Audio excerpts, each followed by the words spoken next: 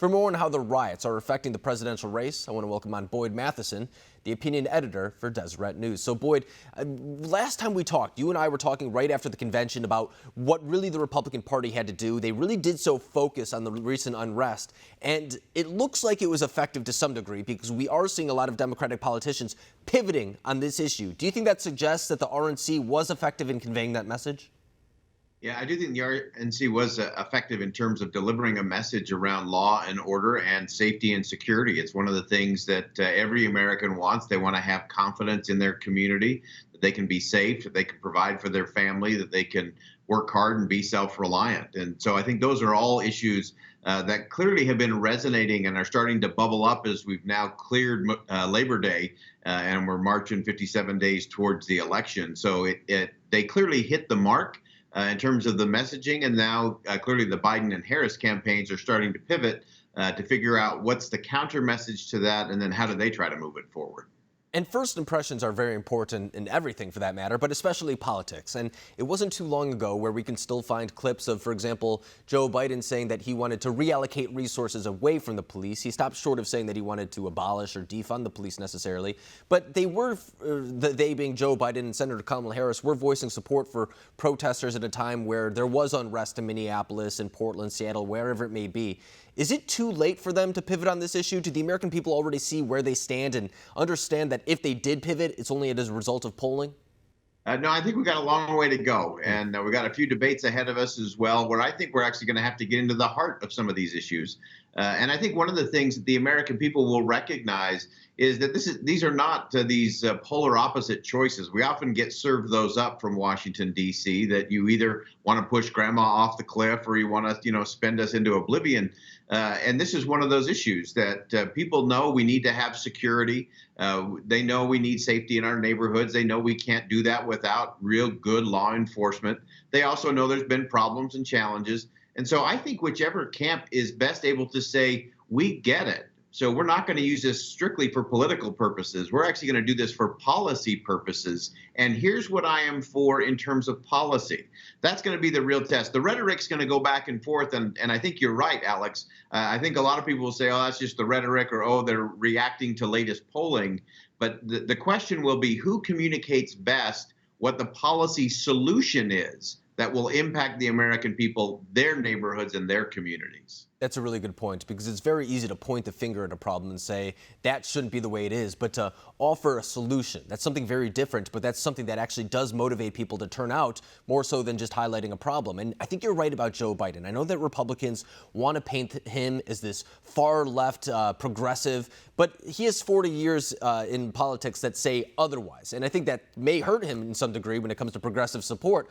But I think that when you get down to the issues and when they do get on that debate stage, the differences will be a little bit more so, well, Biden is a vehicle for progressives, but he's not necessarily a progressive himself. Do you think that's the conversation that Republicans are going to try to have once it does get to a debate? Yeah, I think it's going to be interesting. This will probably be more so than any election where the focus on the vice presidential candidate is going to be significant. Because to your point exactly, Alex, that Joe Biden has a history. He's reached across the aisle. He's done a lot of those things that are sort of in that middle space. Kamala Harris does not have that kind of track record.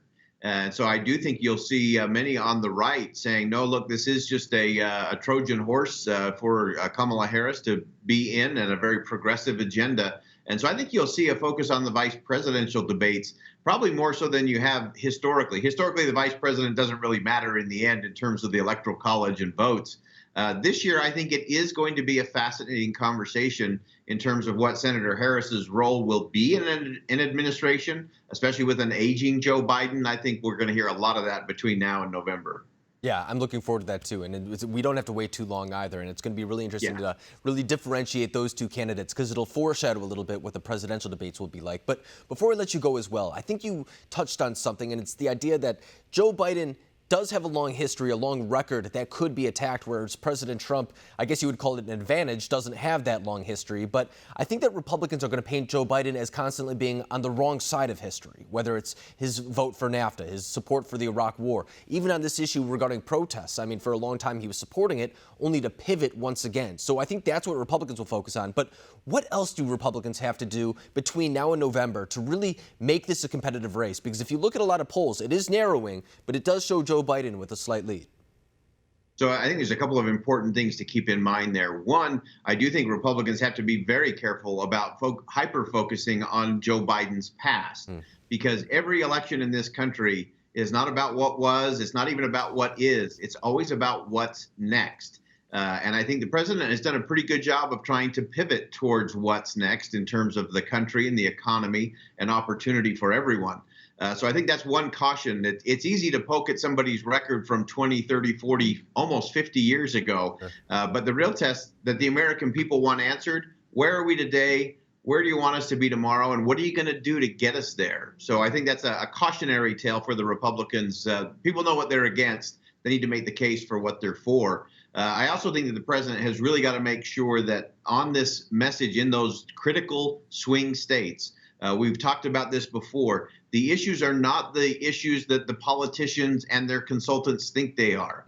It is about community. It's about compassion. It's about upward mobility and personal responsibility.